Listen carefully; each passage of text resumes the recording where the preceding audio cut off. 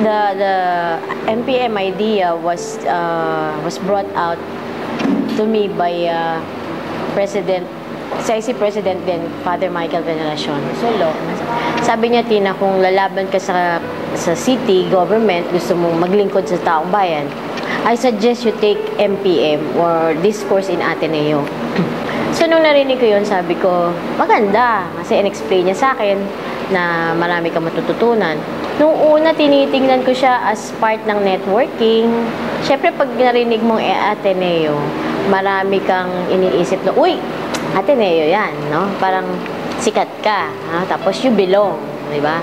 Ngayon, nung nakita ko na yung pinakabasihan talaga, yung good governance, at yung pinaka-importante, yung ethical leadership, doon ako talagang na-enhance, talagang na-encourage ako na mag-enroll sa MPM class. Kapag ka nagpupunta ka dito, kailangan yung concentration mo, yung sarili mo, physically, spiritually, at emotionally, mentally, dapat present ka. Kung hindi kasi mawawala ng saysay yung pagpasok mo. Personally, ang dami kong natutunan, no? Marunong na akong mag-computer. Yung mga high-tech na mga ginagawa, yung mga PowerPoint presentation. So, learning process siya talaga. Sa personal kong buhay, no? Tapos, mahilig na ako ngayon mag-research. Na-develop ko na yung lahat ng bagay ay aking nire-research. Yung pangalawa, doon naman sa level ng work ko, ang dami kong natutunan dun sa gobyerno na aking ginagalawan.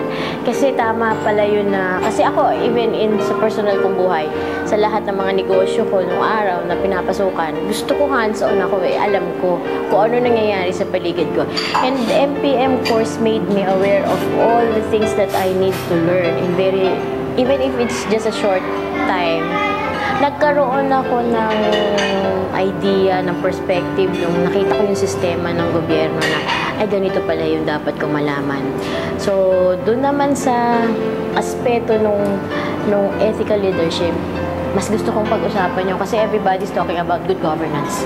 But the only thing that is different from Ateneo is they are talking about ethical leadership. Ang pagkakaiba, no? Yung ethical leaders, yung alam mo na tama yung ginagawa mo. Na kahit na pinasok ka sa isang sistema na, sabi nga nila, sistema na yan, kultura na yan, mahihirapan ka kung mag-isa ka lang. Hindi pala totoo yun. Kailangan kung ano yung paninindigan mo, yung alam mong nasa tama ka ikaw ang tama. Sundin mo lang yun, focus ka lang. Kasi ngayon, meron ka ng kasama na iisa din yung pinag-uusapan ninyo. At least dito, pagka medyo nalulungkot, kapag may problema ako, tatawag lang ako, Jess Lorenzo, pwede bang tulungan mo ako dito? O Kuya Bebot, Edith, Jackie, magkakatulong yung mga experiences natin kung okay bago. Ang laki lang na naitulong sa akin ng MPM.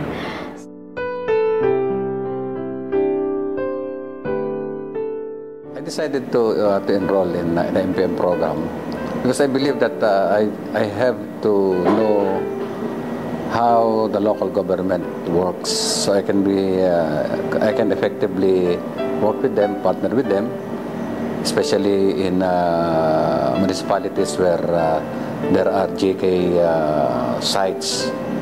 And when I got to know the people, the local government executives, those in local government.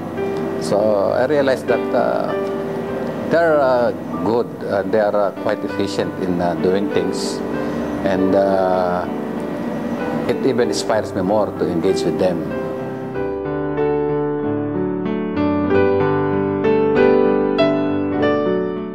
Sa change, talagang lahat nag-expound ng kanilang talagang pinipiga mo yung utak mo para maka-cope up ka doon sa, not only for the requirements, but talagang piga utak dito sa laban na to. Kung minsan nga nagiging expression ko, madugong labanan every Friday. Kasi yung behavioral, yung behavior ay nabago. Okay. Kasi dati nga, masungit tayo. Kasi pag hindi ka sinunod, medyo iba dating pag hindi ka sinusunod ng personnel mo, medyo may pabulyaw ka na dyan. So, while on the process, while I'm in this class, Siyempre, yung temperament ko, na-control ko. Na-control ko yung temperament ko na kahit galit ako, I presume not to be angry.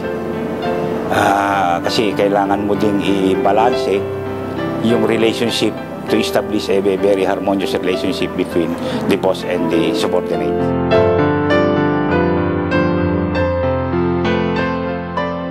Dito marami pa rin silang matututunan. Katulad nga nung napanggit ko kanina, pagdating sa MPDC, alam natin yan. Dito natutunan ko.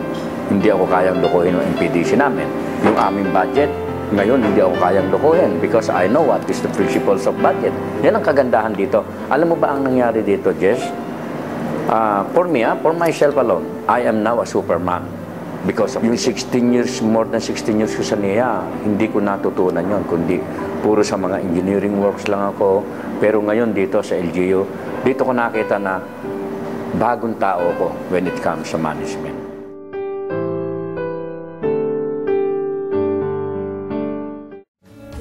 So yung partnership with the local government, ginawa namin yun sapagkat nakita namin yung pangangailangan ng nasa local government ng kaagapay, ng kasama.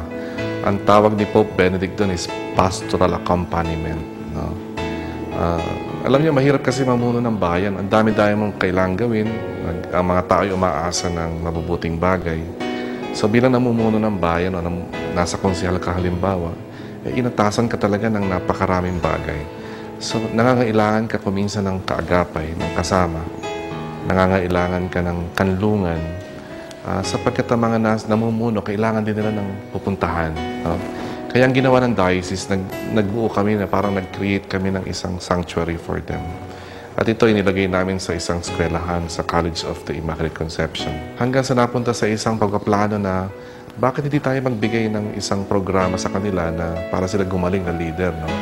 Kaya nag-offer kami, nagsimula kami magbukas in partnership with Ateneo. Nagbukas kami ng tinatawag naming Masters in Public Management. So ang mga professor nito ay mga magagaling na tao, mga undersecretaries ng gobyerno, mga congressmen na mahusay, no? Mga talagang mga kilala sa paglilingkod sa public office. At ngayon nga meron kaming yung aming batch ng ngayon ay batch ng mga mayors, tsaka may isang vice mayor, may konsehal, may department heads na nag-aaral. Nagsisikap silang pagbutihin yung kanilang ginagawa.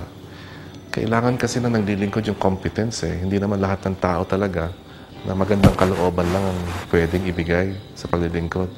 Kailangan talaga yung kahusayan din, no? Yung galing, no? Tatapatan dapat ng galing yung kagandahang loob para talagang umunlad ang bayan. Kaya ang simbahan nag-provide lang ng parang refuge sa kanila. Basically, it's about helping and accompanying local government officials. No? Sa maraming paraan, napakaraming paraan. Pero ang mahalaga talaga is establishing relationships with them and becoming friends to them.